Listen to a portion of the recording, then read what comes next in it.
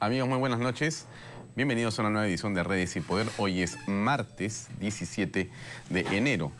Bueno, hace unas horas y después de varios días de meditación y reflexión, el Poder Judicial resolvió que la señora ex primera dama Nadine Heredia va a tener que pedir autorización judicial si es que desea salir del país. ¿Qué fue lo que dijo exactamente el Poder Judicial? Veamos este breve informe. Adelante, por favor. La Fiscalía ha encendido la alarma y el Poder Judicial tal parece que la ha oído. Nadine Heredia va a tener que pedir una autorización al juez si quiere salir del país.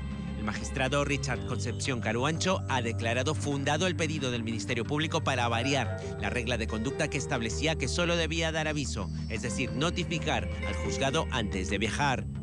La decisión se toma un día después de conocerse el poder dado por Ollanta Humala y su esposa a una prima para que sus hijos puedan salir del país. ¿Qué persona que no quiere fugarse, que no está planeando fugarse, da poderes? El Ministerio Público y el Poder Judicial está actuando en forma muy laxa. Son dos poderes notariales fechados el 22 de noviembre pasado. Uno firmado por Heredia con el que faculta a su esposo a viajar con sus 3 hijos dentro y fuera del país. Se está preparando una fuga escalonada, ¿no? Primero la señora, después, como quien dice, se va el señor Humala y después ya llevan a los niños. Con el otro documento, la pareja da poderes a Rosa Heredia, prima de la ex primera dama y esposa del ex congresista Santiago Castañaduy, para que pueda viajar con los menores. La señora va de todo. La señora, bueno, ella siempre ha dicho que es inocente de todo. Quien es inocente está. Creo que lo que a ella le corresponde es estar aquí en el Perú. Cada día se complica más la situación de la ex primera dama. En diciembre pasó a calidad de investigada por presunta usurpación de funciones. Ahora la Comisión de Fiscalización ha aprobado que se le levante los secretos bancarios y de las telecomunicaciones por ese caso. También se ha decidido que pasen a esa situación 7 nuevas personas ya citadas, entre ellas el exministro de Energía y Minas del gobierno nacionalista Carlos Herrera Descalzi. La decisión del juez Concepción Caruancho obliga también a la madre de Heredia, doña Antonia Alarcón, a su hermano Ilán, a su amiga Rocío Calderón y a Mario Torres Aliaga también a contar con una autorización judicial antes de salir del país. Bien, amigos, ayer por primera vez Keiko Fujimori, lideresa del partido Fuerza Popular, se pronunció en torno al escándalo de Odebrecht. Ella pidió celeridad y también dijo que el presidente no debe permitir que las empresas corruptas sigan operando en el país. Hay un extracto pequeñito del video que dijo o que pronunció ayer Keiko en las redes sociales. Escuchemos por favor, adelante. Invocamos al Poder Judicial y al Ministerio Público a actuar con la celeridad que el caso amerita y a tomar las medidas que correspondan ante la existencia de pruebas concretas que involucran a altos funcionarios en actos de corrupción. Señor presidente, ¿no permite usted, en su calidad de jefe de Estado y dentro del marco de sus competencias, que empresas comprendidas en estos actos de corrupción y en la entrega de coimas sigan operando o vendiendo sus activos, o lo que es peor, que pretendan participar en nuevas concesiones? Ese es un agravio al Perú que considero inaceptable. Bien, eso fue lo que dijo ayer Keiko Fujimori, lo publicó en su YouTube, en sus redes sociales, fue visto, fue difundido por varios medios. Hemos puesto un extracto, el video dura como 4 minutos y medio, hemos puesto unos 40 segundos más o menos. Pero esto, por supuesto, ha traído diversas opiniones. La más, digamos, comentada ha sido aquella de la ex candidata a la presidencia de la República, la señora Verónica Mendoza. ¿Qué cosa dijo Verónica Mendoza? Dijo, ¿con qué autoridad un partido con prófugos y procesados por lavados de activos puede hablar de combatir la corrupción? Eso es lo que se preguntaba la señora Verónica Mendoza. ¿Ven? Interesante pregunta que vamos a trasladarla a nuestra invitada. Está con nosotros esta noche la congresista de Fuerza Popular, precisamente la doctora Úrsula Letona. Úrsula, gracias por acompañarnos. Buenas noches, Alfonso. Gracias por la invitación. Verónica Mendoza ha sido bastante directa con su tuit. ¿Ustedes tienen una posición, una opinión al respecto tuya? Bueno, yo también le he contestado en las redes. yo milito en Fuerza Popular, soy parte del Comité Ejecutivo Nacional, no tengo ninguna investigación por lavado de activos, ni mucho menos delitos vinculados, no he escrito en las agendas de la señora Nadine Heredia, es más, le he preguntado con qué autoridad moral ella, habiendo sido prácticamente la secretaria de la señora Heredia en los graves hechos de corrupción que las propias agendas evidenciarían, puede tener autoridad moral para criticarnos. Nosotros en Fuerza Popular tenemos un firme compromiso de lucha contra la corrupción. Hemos dado todas las facilidades al Ejecutivo en el marco de las facultades delegadas para que se luche contra el lavado de activos y nosotros vamos a exigir, como lo hemos estado haciendo, que tanto las autoridades del Poder Judicial, del Ministerio Público y también del Ejecutivo actúen con celeridad y sean drásticos en la aplicación de las sanciones de los graves hechos que la prensa y en general la coyuntura nos hablan diariamente, ¿no? El estado del ex secretario general de Fuerza Popular, el señor Ramírez, ¿en qué situación se encuentra? ¿Eso está siendo investigado? ¿Cuál es la situación legal, si nos puedes actualizar, lo último que se sepa? Como todos saben, el señor Ramírez no pertenece ya a Fuerza Popular. No estamos al tanto de las investigaciones. El último reporte periodístico que yo leí daban cuenta de que había acudido a la investigación, a personarse al proceso y había rendido su manifestación. Nosotros en realidad deseamos que el proceso del señor Ramírez también se agilice y de una vez se determine su situación para poder responder él en forma personal. Nosotros en Fuerza Popular no blindamos a nadie, no hemos protegido a nadie. En cada uno de los casos se han tomado decisiones, en algunos casos dolorosas, drásticas, pero ahí estamos y seguimos adelante con esta lucha frontal contra la corrupción.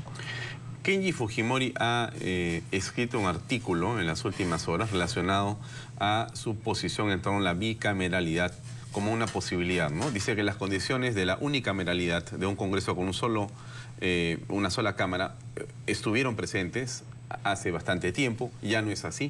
Hoy día hay una realidad que podría favorecer estas dos cámaras. Tú tienes una posición, el partido tiene una posición. ¿Cómo lo ven a Kenji escribiendo? ¿Es más interesante que en el Congreso? ¿Qué es lo que pasa con su posición? Bueno, yo creo que Kenji es único, ¿no? En su posición, cuando escribe, él ya lo ha manifestado también al interior de la bancada. Estamos en un proceso de construir consensos respecto a este punto y a la reforma electoral. Como bien sabe la gente que nos escucha y nos ve, la doctora Patricia Donaire preside el grupo de reforma electoral que venimos impulsando y uno de los temas definitivamente es la bicameralidad. Nosotros dentro del partido hay dos posiciones, una a favor y la otra en contra, ambas con sus matices y bemoles. Por ejemplo, en el tema de la Cámara Única, esta situación de ir a la comisión donde se revisa el proyecto, luego el tema de la doble votación garantizaría pues filtros eficientes, pero también en el tema de la bicameralidad hay argumentos a favor, como el hecho de tener senadores o parlamentarios mucho más preparados de los que estamos hoy. Se le exigen otros requisitos y la discusión técnica, política se pondera y se eleva quizás aún más. Esos dos argumentos nosotros los venimos evaluando. En la última reunión de bancada no se tocaron porque tenemos todo este proceso de las facultades delegadas, pero sin duda va a merecer una o dos reuniones de bancada donde podamos definir, como todo el mundo sabe, nosotros votamos en bloque y lo que hacemos es discutir a la interna para zanjar una posición como partido político. Ahora, la opinión de una seguramente mayoría de personas en las calles es que no quieren que haya más gasto en el Congreso. Ya hay bastantes cientos de millones de soles que se están, digamos, utilizando al año en la labor legislativa, pero a eso aumentarle, digamos, más congresistas, da la impresión que va a haber inclusive más gasto, más burocracia. Ustedes, ¿cuál es el temperamento? De los 130 que hoy hay, de repente serían 80 diputados y de repente senadores, el resto. ¿Cuál es digamos, la discusión en torno a qué? Como te digo, Alfonso, la propuesta parte primero de iniciar la posibilidad de la bicameralidad.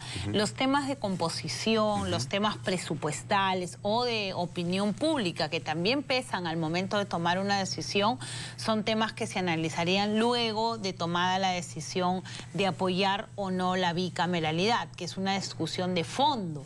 Porque si nosotros planteamos que sí, que vamos a apoyar la propuesta de una reforma constitucional para la bicameralidad, tenemos que sentarnos a discutir cómo sería esta reforma, cuáles serían ya los detalles más formales, como por ejemplo la composición.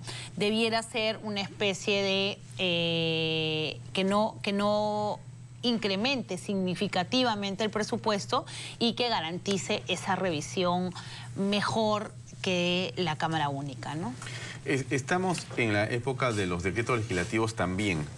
Y entonces el Poder Ejecutivo ha enviado al Congreso este volumen de 112, han trabajado durante varios meses y ustedes están pues ahora en el análisis.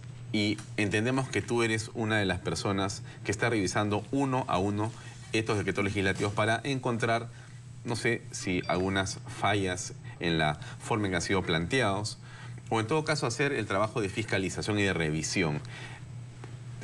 ¿Qué has estado haciendo en las últimas horas? ¿Cuántos has visto de los 112? ¿Cómo ves la situación legislativa? En primer lugar, testimoniar y agradecer públicamente el trabajo de la Secretaría Técnica, el trabajo que se ha encargado a este grupo, que somos 3 congresistas, es el congresista Vicente Ceballos de Peruanos por el Cambio, el congresista Javier Velázquez Quesquén del Partido Aprista, y quien habla como coordinadora de este grupo, tiene el encargo específico de analizar la constitucionalidad de los decretos legislativos, o sea, que cada uno de esos no vulnere preceptos constitucionales, y el segundo encargo es verificar que estos decretos legislativos calcen con la Ley de Facultades Delegadas.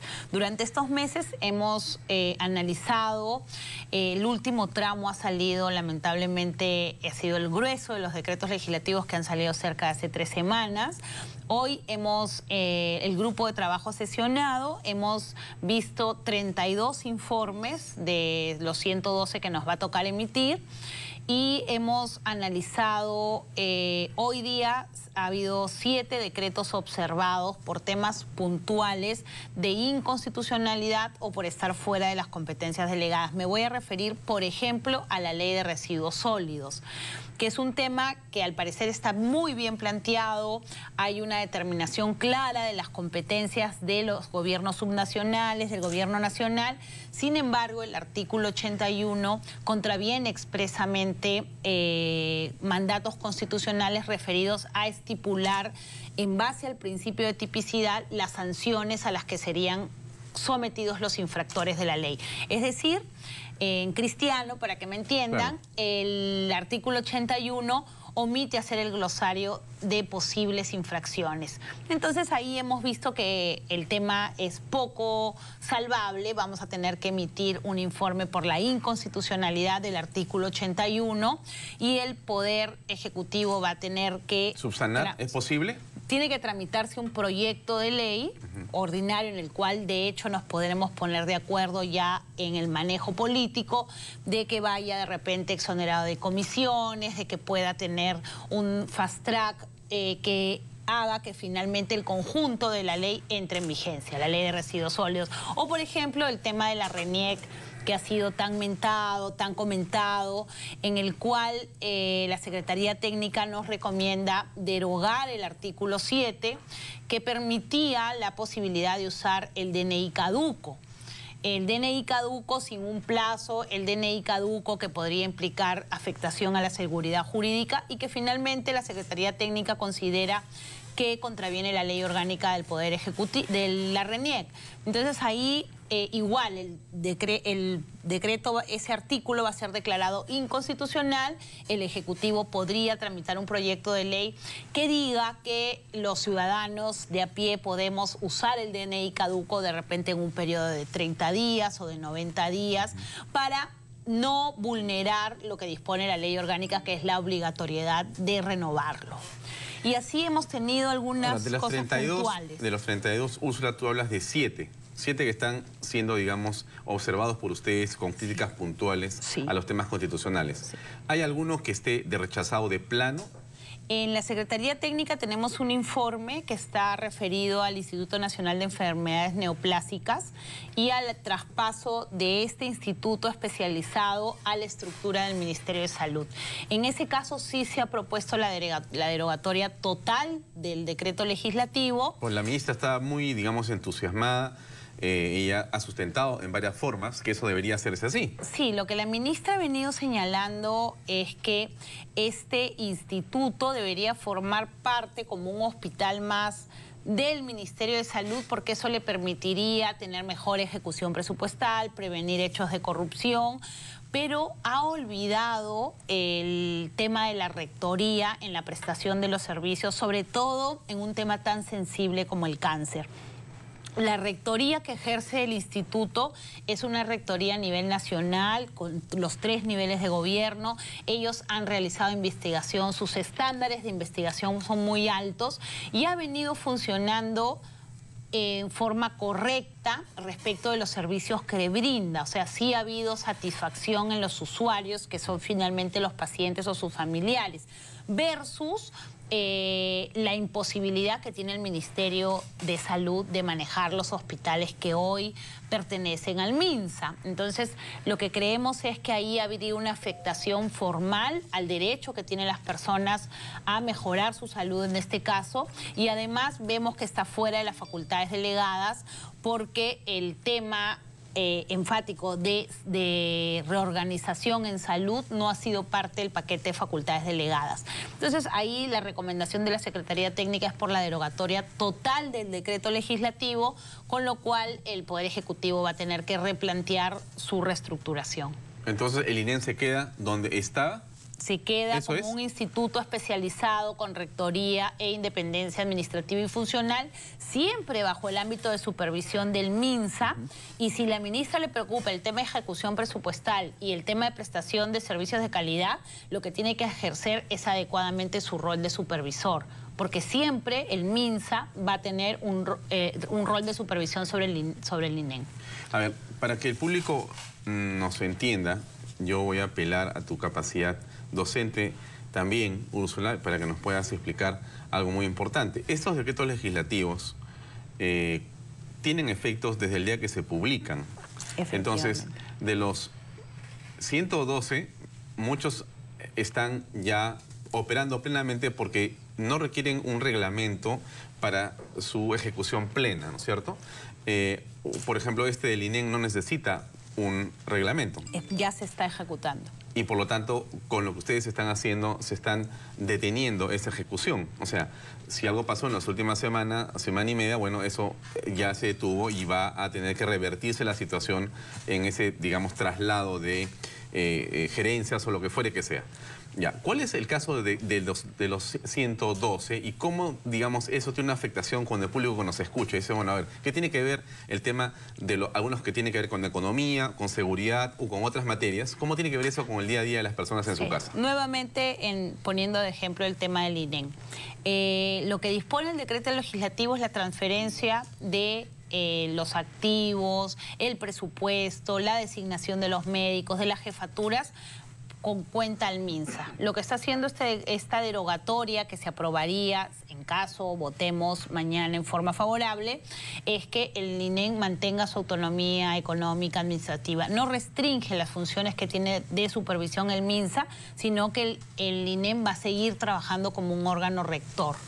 Te hago una pregunta concreta. En esta observación, por ejemplo, del INEM, ¿ustedes han conversado con otras bancadas? ¿Es una posición de Fuerza Popular? ¿Cómo es el consenso frente a lo que está pasando? ¿Quién revisa las normas?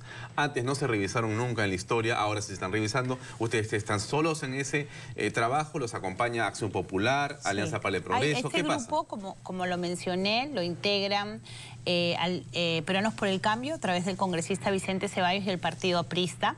El jueves pasado fue el premier a la Comisión de Constitución. El grupo de control político pertenece a la Comisión de Constitución. Estuvimos en una sesión de 12 horas con el Premier y los ministros involucrados.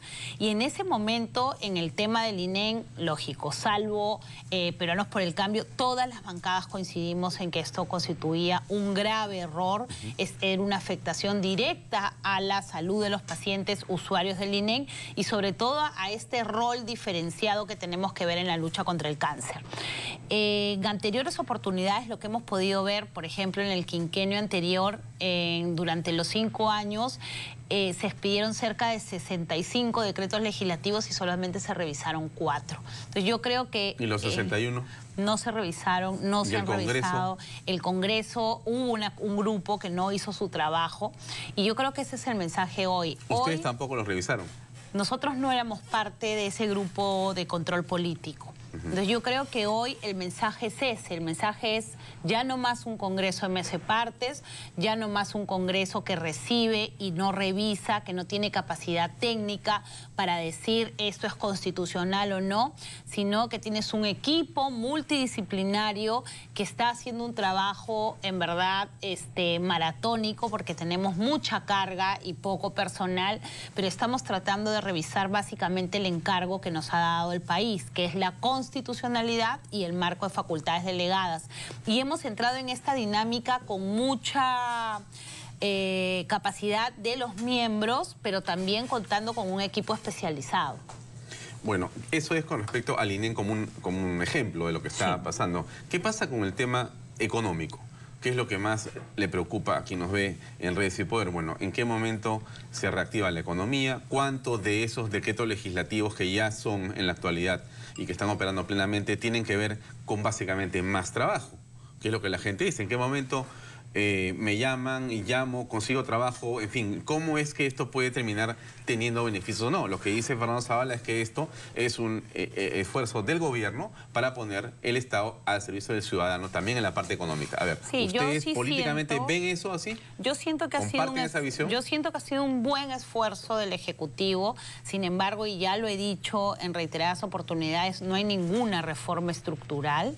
No hay ninguna reforma, por ejemplo, la agencia de acompañamiento a las MIPES para que despeguen y reactiven la economía. Hay un esfuerzo que creo que podría generar cierta dinámica laboral en simplificar la inversión pública regional y local, si es que se logra enviar las unidades de delivery de Estrave, pero finalmente no hemos percibido en estos decretos legislativos, en este paquete, una reforma estructural que nos lleve a pensar o nos lleve a hacer una ecuación básica de que como se está haciendo esto, el resultado debería ser X puestos de trabajo. No, lo que hay es una simplificación, un gran paquete de simplificación de trámites, de anulación de requisitos que podrían hacer que el sector privado incentive su capacidad de inversión. Pero no hay una forma de medir esos impactos. Y segundo, se han omitido temas fundamentales como el tema laboral o el tema de competitividad, que sin eso hablar de una reforma laboral o siquiera de un matiz laboral distinto es imposible. Ayer estuvo acá el ministro del Interior, el señor Carlos Basombrío. Durante todo el programa ha dado una serie de precisiones sobre su cartera, muy realista o muy optimista, depende de cómo se quiera apreciar su declaración, pero hay una importante cantidad de decretos legislativos que tienen que ver con la parte de seguridad. ¿Ustedes cómo evalúan en general esa cartera y ese esfuerzo legislativo? Hay 4 decretos legislativos que tienen que ver con el tema de seguridad de fondo, que básicamente con la mejora de la organización de la policía, la mejora de la organización del Ministerio del Interior, el rol rector. Lamentablemente salió el 1242, que fue el primer decreto legislativo que hablaba de la reestructuración de la policía, y este ha tenido ya 2 modificaciones en el marco de las facultades delegadas. Al parecer no tenían claro qué iban a hacer. Pero yo emito una primera norma. Lo que ha salido y ya ha sido modificado. Ya ha sido modificado en 2 oportunidades. ¿Por ellos mismos? Por ellos mismos. Entonces, eso nos lleva a evidenciar que... Pero habrá sido mejorado, pues algo se les escapó. Sí, nosotros lo que hemos pedido justo hoy día es que la comisión nos devuelva el informe del 1242 para poder emitir un informe en bloque. porque los otros son los últimos. Pero lo que sentimos, porque también recibimos observaciones de policías, de la sociedad civil, incluso hay una demanda de inconstitucionalidad contra uno de los decretos legislativos referidos a la organización de la policía, que elimina la posibilidad de cuestionar las decisiones de separar a un miembro de la policía del cuerpo policial, porque se vulneraría el derecho fundamental a la contradicción. Y esos temas nos llevan a pensar más allá de los matices que es necesario reorganizar la policía, el Ministerio del Interior, ¿qué otros temas se están dando para luchar contra la seguridad ciudadana? Y hemos visto algunas modificaciones al Código Penal, al Código de Ejecución Penal, referidos a conmutación de pena, crimen organizado, que podrían hablar de un sistema integrado. Lo que no hemos podido encontrar es el medio, que es cómo haces que esa captura policial que pasa por la Fiscalía y termina en el Poder Judicial y en un penal, se concatenen en un solo esfuerzo.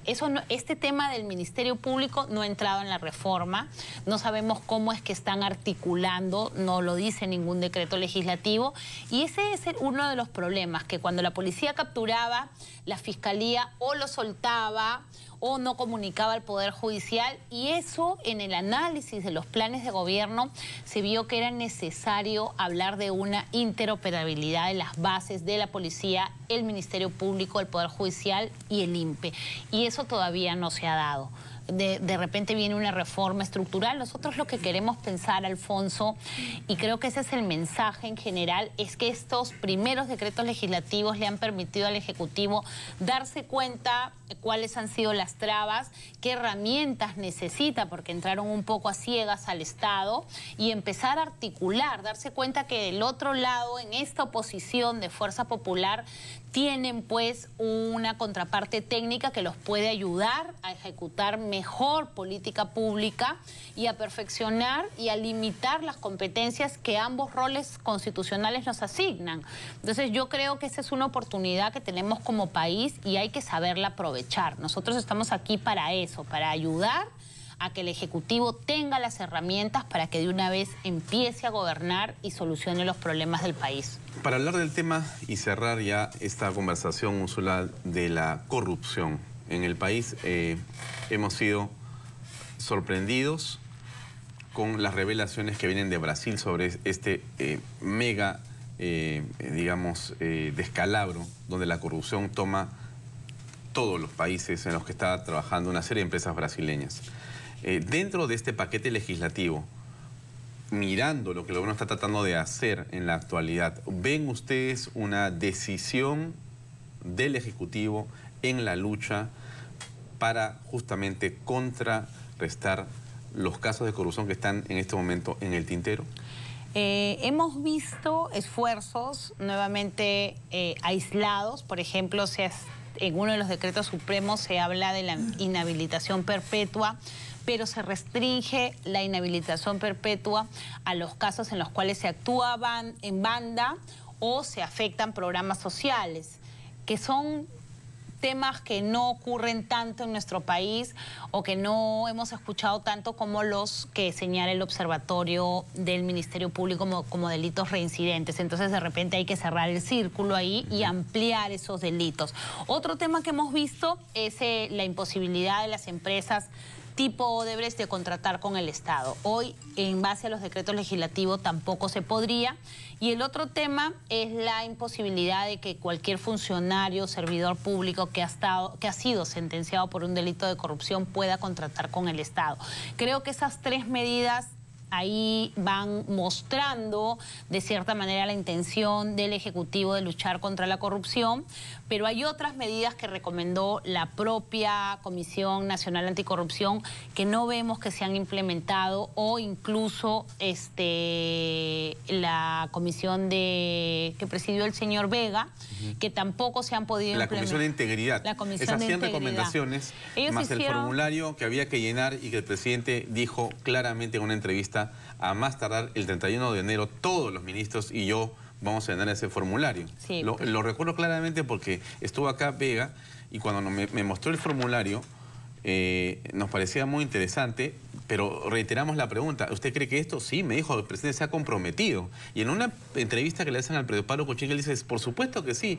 Antes del 31 de enero, todos vamos a haber llenado ese formulario que lo que hace es explicar cuáles han sido tus relaciones comerciales durante los últimos 5 años. Sí, no, en los decretos legislativos eso no está. ¿No están las recomendaciones? No, esta recomendación ¿Y ese formulario tampoco aparece? No está, yo no lo he visto. Y hay otras, por ejemplo, con la gestión de intereses privados, que también nos hubiera ayudado en el caso de Odebrecht, de ver los gestores privados tenían que tener un registro. Entonces son cosas que se recomendaron, pero que al parecer se han dejado de lado. Los motivos tendrán, de repente no les alcanzó el tiempo o de repente todavía no lo han terminado de analizar. Y bueno, yo creo que es un momento de sentarse ya del lado del legislativo a plantear lo que habíamos señalado como nuestro pleno anticorrupción. En el Congreso hay cerca de 30 iniciativas de lucha contra la corrupción.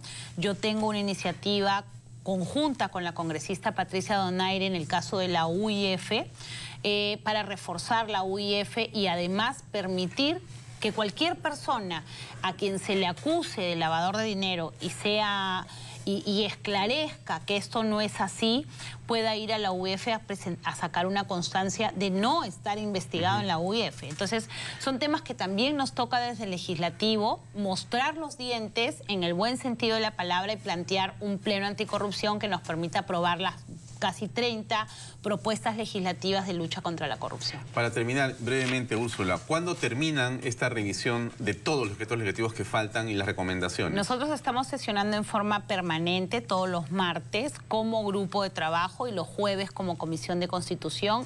Nos hemos puesto como meta terminar la primera semana de febrero con la totalidad de los 112 decretos legislativos y las 16 federratas que han salido.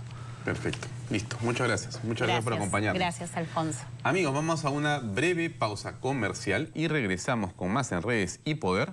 Nos va a acompañar el analista político Víctor Andrés Ponce, director de El Montonero. Vamos a una pausa brevísima y venimos con más en este programa. Permiso.